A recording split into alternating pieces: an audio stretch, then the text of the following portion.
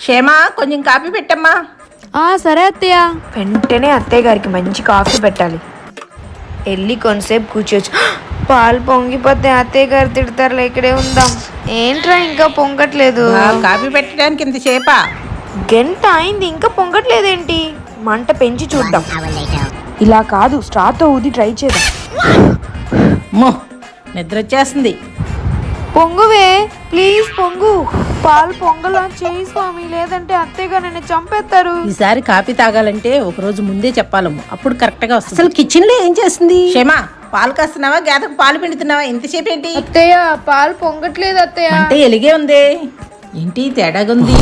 ఈ జీవితంలో ఈ పాలు పొంగవు. అదంటే అత్తయ్య అంత మాట అనే సరే ఏమైంది? ఎందుకంటే పాలు కాదు, దోశ పిండి. ఓ ఇది దోశల పిండా? ఇడ్లీ అయిపోయింది, సరే చట్నీ చేస్తాను, నంచుకుని తినండి, లేదంటే వేస్ట్ అయిపోద్ది.